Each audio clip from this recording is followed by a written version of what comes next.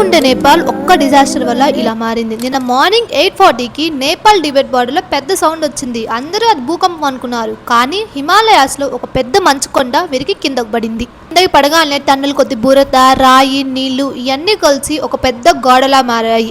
అది గైరాంగ్ పోర్ట్ని, అక్కడున్న షాప్స్ని, బ్రిడ్జెస్ని, పవర్ ప్లాంట్స్ని 2 నిమిషాల్లో మొత్తం కొట్టుకుపోయాయి. దాని దెబ్బకి ఇప్పుడు లేని ఫ్లడ్స్ ఇంత సడన్గా ఎక్కడి నుంచి వచ్చాయి? వర్షమా అంటే వర్షం కూడా లాస్ట్ 10 days నుంచి అంత ఎక్కువ పడలేదని వెదర్ రిపోర్ట్ చెప్పింది. నేపాల్లో 30 years లో దాదాపు ఓన్లీ 1/3 మంచు వరకే కరిగిపోయేది. కానీ లాస్ట్ 10 years లో అబ్జర్వ్ చేస్తే 65% మంచు వరకు ఫాస్ట్ గా కరిగిపోతుందంట. పొల్యూషన్, గ్లోబల్ వార్మింగ్, వేడి ఎక్కువ అవడం వల్ల మంచు కొండలు ఇరిగిపడి ఇంత పెద్ద డిజాస్టర్ అయ్యింది. ఇప్పుడు వరకు 168 members చనిపోయారు. 1400 మంది కనబడట్లేదు. అందులో మన ఇండియన్స్ కూడా చాలా మందే ఉన్నారు. మానస్ సరోవరం యాత్రకు వెళ్లిన 177 ఇండియన్స్ కూడా గల్లంతైపోయారు. క్లైమేట్ చేంజ్ అండ్ మంచు కొండలు మెల్ట్ అవడం వల్ల ఇంత పెద్ద డిజాస్టర్ జరిగింది. రేపు ఇది మన ఉత్తరాఖండ్లో, హిమాచల్లో కూడా జరగచ్చు కదా. ఇల్లంతో అయిన వాళ్ళందరూ సేఫ్గా ఇంటికి తిరిగి రావాలని కోరుకుందాం. Hope best for Nepal.